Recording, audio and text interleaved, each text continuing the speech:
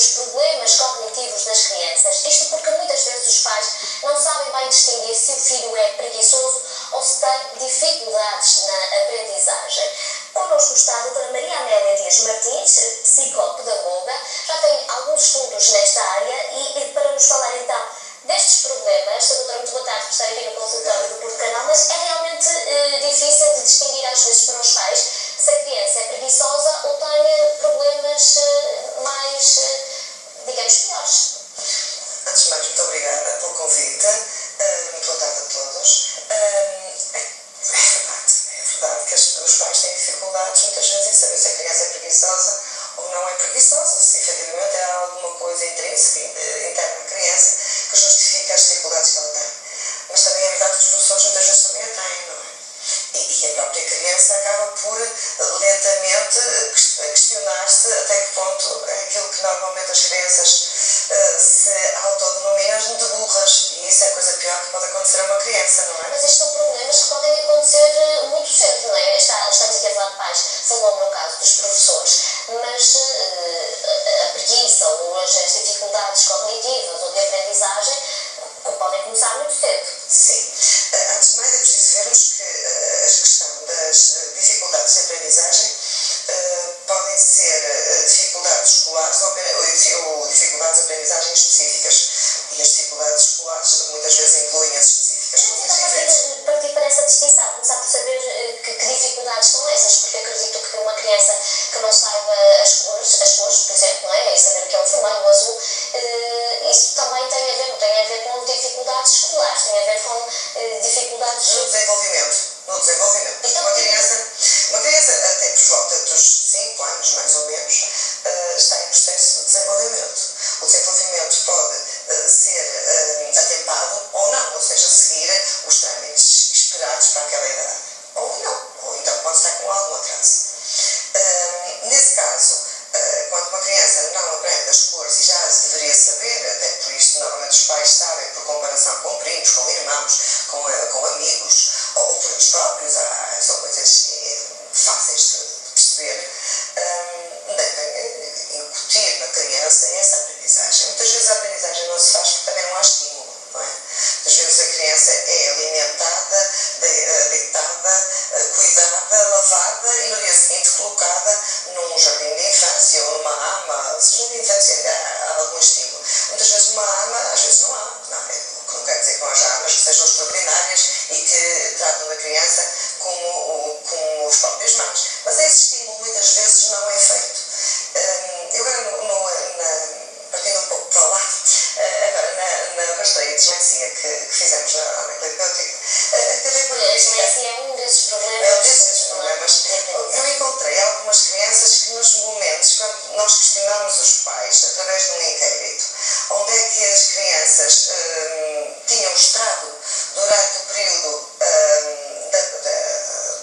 antes de entrar para a escola, curiosamente nós tínhamos estado em AMA, ATL, com os avós, com o vizinho, com as coisas mais variadas e muitas vezes isto tudo numa única criança. E isto significa que aquela criança, que certamente os pais, não quer dizer que os pais tenham mais tempo ou que tenham que ter mais tempo, não é? Mas a verdade é que há alguns processos de estimulação que não foram desenvolvidos. E isso depois, obviamente, vai repercutir na forma como a criança funciona. Agora, em termos cognitivos, pode ter efeitos em termos cognitivos ou não, não é? A cognição tem a ver com várias áreas do desenvolvimento. Tem a ver com a linguagem, tem a ver com a capacidade de memória, com a capacidade de raciocínio, com a capacidade de associação, com a percepção. Há uma série de áreas dentro da memória, da cognição, que eventualmente podem sofrer algum atraso no processo de desenvolvimento. Mas a partir de que idade é que os pais devem estar mais atentos ou devem preocupar-se mais? Antes de entrar para a escola, obviamente. E o jardim de infância, até aos 4, 5 anos, obviamente. Se há um atraso de linguagem, uma criança que chega aos 2 anos, 2 anos e meio e não fala, obviamente que é preciso ver o que é que se passa com aquela criança, porque ela não fala. Mas quais são os outros sinais, além desse? Se uma criança chega por volta do ano e meio, ainda não anda, ou ainda não se equilibra sozinha, ou tem um atraso na aprendizagem da marcha, obviamente tem que saber o que é que se passa com aquela criança em termos de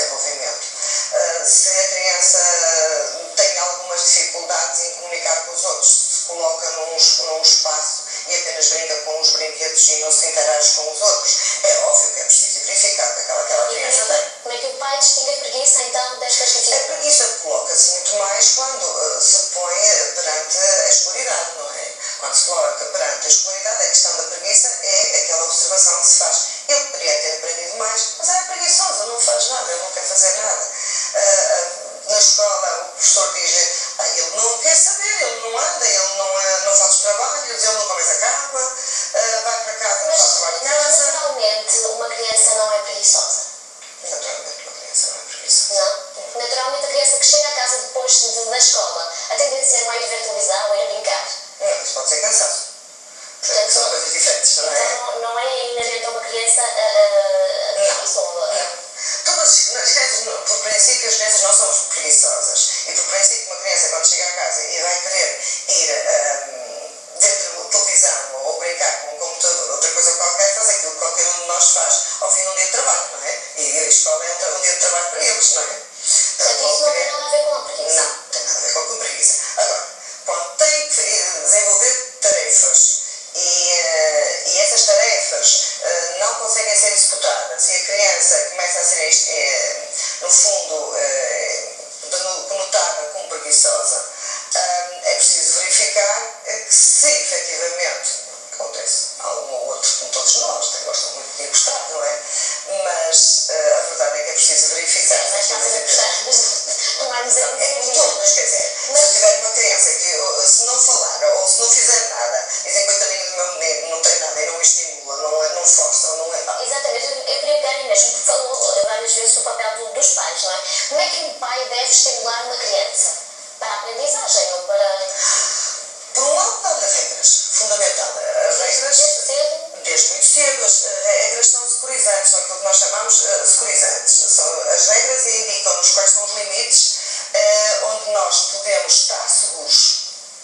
Logo, quando uma criança não tem regras, tanto no comportamento que tem relativamente aos pais, como relativamente aos outros, como relativamente às tarefas de rotina que tem que desenvolver, a criança obviamente vai se sentir insegura.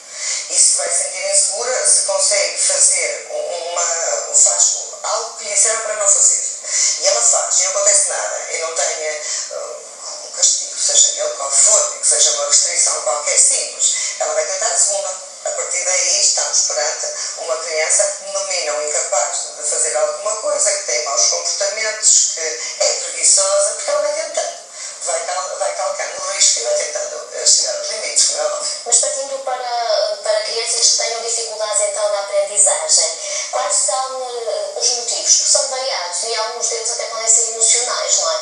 Sim, os motivos são variados. Por um lado, podem ser intrínsecos à própria criança, porque houve um desenvolvimento que efetivamente não se deu por alguma situação anómala no desenvolvimento, como pode eventualmente estar relacionada com problemas emocionais decorrentes da não percepção mesmo dessas dificuldades e podem estar relacionados também com situações de não aprendizagem, ou seja, aquilo que eu falei há bocado, a falta de condições para aprender também pode contribuir para um atraso nessas áreas de desenvolvimento que depois, onde é que isto se vai tudo repercutir? Na escola. É na escola que isto tudo se vai depois notar, embora no jardim de infância já muitas vezes estejam identificados. A verdade é até em casa, obviamente. A verdade é que na escola é que as coisas se põem e se identificam, não é? Uma criança que começa a entrar na escola com atraso, que já ainda não conhece as cores, que ainda não consegue, vamos supor, ir à casa de banho sozinha e não consegue alimentar-se sozinha, consegue uma série de coisas que são exigidas na escola, como já supostamente adquiridas e que chegam à escola e ainda não são dominadas, obviamente que vão encontrar perante a escola a identificação dessas dificuldades, não é? Como é óbvio. Perante um ano de escolaridade, vamos supor uma criança que chega à Páscoa e ainda não conseguiu adquirir as noções básicas da leitura, da escrita, do cálculo. Eu acho que era uma boa altura para começarem a pensar seriamente em verificar se há algo de errado naquela criança e se ver o que é que isso acontece. O que é que isto tem a ver? Tem a ver com a parte emocional. A parte emocional fica afetada quando a criança fica confrontada com uma série de dificuldades e que essas dificuldades não lhe são necessariamente reconhecidas e acompanhadas por pais responsável e capaz que a acompanha, não é? E nessa altura... Já percebemos que pedir ajuda o mais cedo possível, mas a quem? A quem é que os pais devem recorrer? Antes de mais, devem recorrer, se tiverem um jardim de infância ou na escola, devem perguntar, primeiro que tudo, ao professor, como é óbvio, não é? Isso é realmente a pessoa indicada para lhe dar a indicação. Se a situação não se resolver e se efetivamente der continuidade e não houver alguma alteração, deve perguntar ao médico e depois recorrer aos serviços de saúde ou de psicologia, como é óbvio que essas situações devem estar acompanhadas. Porque é muito normal, encontramos muitos pais que não sabem mesmo o que é de fazer. Aliás, é uma situação mais comum do que se pode imaginar. Mas há exercícios que os pais, por exemplo, podem fazer com os filhos em casa? Ou isso cabe a um especialista? Depende depois muito da análise da situação em causa. Obviamente que perante uma situação de dificuldades de aprendizagem, seja elas quais forem, obviamente que há uma parte que é tratar, vamos supor que a criança precisa mesmo de uma terapia, não é? É óbvio que há uma parte que é trabalhada na área no momento terapêutico e a outra parte que obviamente vai para casa para ser acompanhada por parte da família ou até da escola, muitas vezes. E como é que se lida com a frustração das crianças? É complicado, não é? Porque há muitas crianças que, pelo facto de não conseguirem aprender se calhar tanto como os colegas, desistem. É natural que isto aconteça. Pois, e começamos a ter problemas muito sérios de autoeficácia, sobretudo, porque eu não consigo. Da imagem da tua própria pessoa, começam-se a sentir mal, começam-se a sentir que são burros. Eu tenho muitas crianças que me aparecem e que me dizem, eu sou burro. Eu comparo-se com os irmãos e depois muitas vezes os pais que têm mais do que um começam a acompanhar o irmão e a dizer-lhe este teu irmão conseguiu, tu não conseguiste. É das piores coisas que se podem fazer. Isso é um bom conselho que eu gostaria muito de dar aos pais lá em casa. Por favor, não comparem os filhos. Já gostava de dar então esse conselho, quero dar mais conselhos aos pais que estão lá em casa a ouvir-nos antes de terminarmos. Este era um bom conselho. Por favor, não comparem os vossos filhos. Por favor, reconheçam que ele é único e que quando tem dificuldades... Olha, eu confessar que realmente é muito complicado. Eu tenho uma irmã gêmea, o pior que podem fazer é comparações. É muito mal. Cada um é único. Não há dois iguais. Nós não somos iguais a ninguém. E quando os filhos têm dificuldades, por favor, tirem-lhes as dificuldades, não os critiquem. Por favor, verifiquem o que é que se passa com aquela criança, se ele consegue perceber ou não. E quando vocês explicam e ele não aprende, e se não aprendeu a bem e não aos berros, verificam que há ali uma dificuldade que por qualquer motivo vocês nem sequer entendam, por favor, vão pedir ajuda a especialistas. Só pedem um psiquiatra, um psicólogo, um terapeuta da fala, seja ele o que for, peçam ajuda a um especialista. Doutora Mariana Helena Dias Martins, muito obrigada por ter estado no consultório do Porto Canal. Muito boa tarde e até à próxima.